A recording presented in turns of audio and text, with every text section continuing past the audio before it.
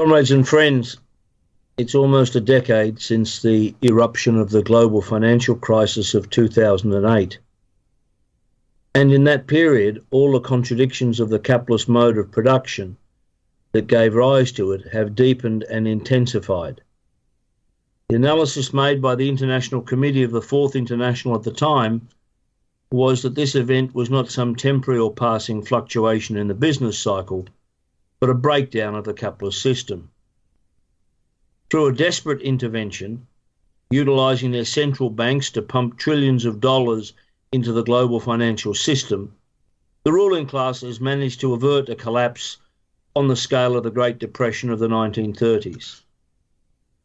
But they have been completely unable to resolve the contradictions within the profit system that led to the financial meltdown.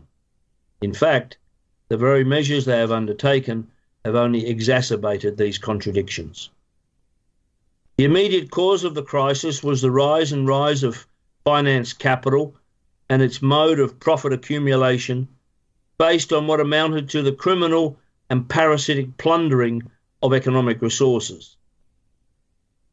But the very same practices that sparked the crisis are continuing due to the fact that the US Federal Reserve and the other major central banks put trillions of dollars into the hands of the financial speculators. The social consequences are now being starkly revealed. In every country, advanced economies and so-called emerging markets alike, the social position of the working class is worsening. Real wages are stagnating, while official reports make clear that the labour share of global income is declining.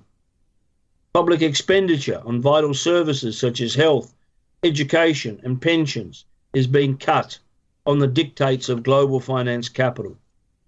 Millions of older workers, having been forced out of their previous employment, now eke out a miserable existence, while young people, heavily indebted as a result of trying to secure an education, are unable to find permanent, decent-paying employment. Such is the concentration of wealth at the heights of bourgeois society that 8 billionaires own as much as half of the world's population combined. At its spring meeting last weekend, the International Monetary Fund asserted that the global economy was enjoying a cyclical recovery. But while trying to paint a picture of growing optimism, it was forced to acknowledge that, with the growth of productivity at its lowest point in decades, and with a marked slowdown in the growth of world trade, previous conditions had not returned.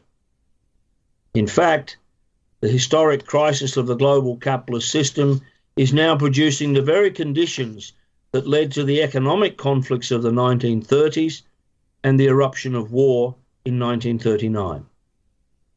In the immediate aftermath of the financial meltdown, the leaders of the major capitalist powers pledged to eschew all forms of trade protectionism, recognising the disastrous consequences such measures had produced in the Great Depression. They congratulated themselves. The lessons of the past had been learned. History would not be repeated. In subsequent declarations and statements, they invoked their commitment to resist protectionism. This was increasingly honoured more in the breach than in the observance, with the major capitalist powers introducing more restrictions as economic growth remained low, trade growth slowed, and the struggle for markets and profits intensified.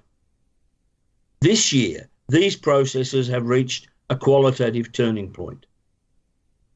Any commitment to resisting protectionism, previously regarded as routine, has now become so controversial that leading global economic institutions have excised it from their statements. This is despite the fact that, in the words of IMF chief Christine Lagarde, the sword of protectionism hangs over the world economy, representing a clear and present danger. As in the 1930s, the bourgeoisie is now tobogganing towards disaster. The immediate cause of the crisis in international economic relations is the reactionary, nationalist, America First agenda of the Trump administration in the United States. But it would be the greatest mistake and short-sightedness to conclude that the actions of this regime, its drive to economic and military warfare, are the outcome of some aberration, an evil that can be scotched if only wiser heads and policies prevail.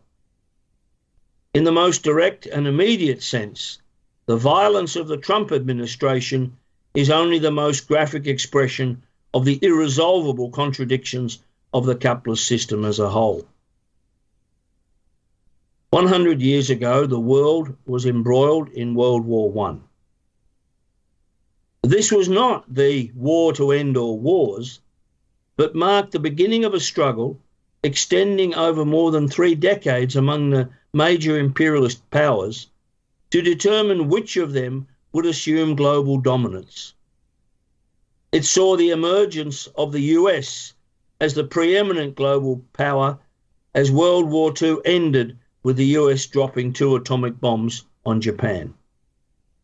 Now a new struggle for global mastery has erupted, with the threat of nuclear consequences and the destruction of civilization itself present at the very outset. This new period of war is being driven by the same irresolvable contradictions of world capitalism that led to the first 2 imperialist conflagrations.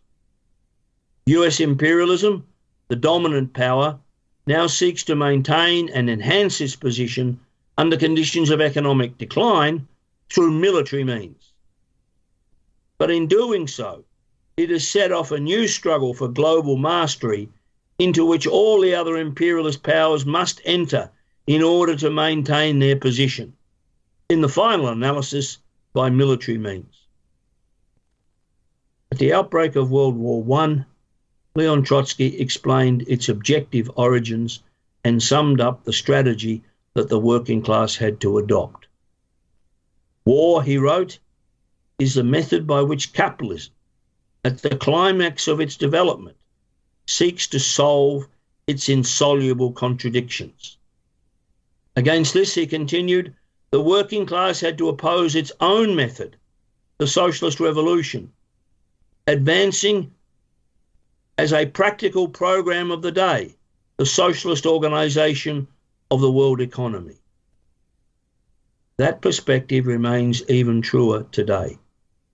Not a single social, economic, environmental, or any other major problem can be resolved within the framework of the profit system.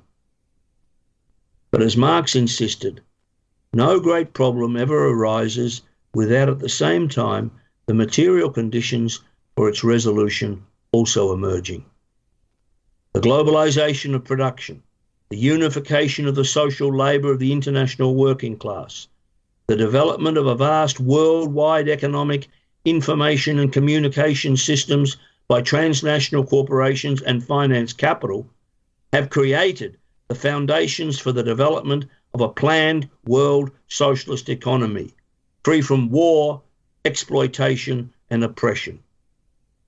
The fight for this program must become the axis on which the world working class develops its struggle against the growing danger of war. Thank you.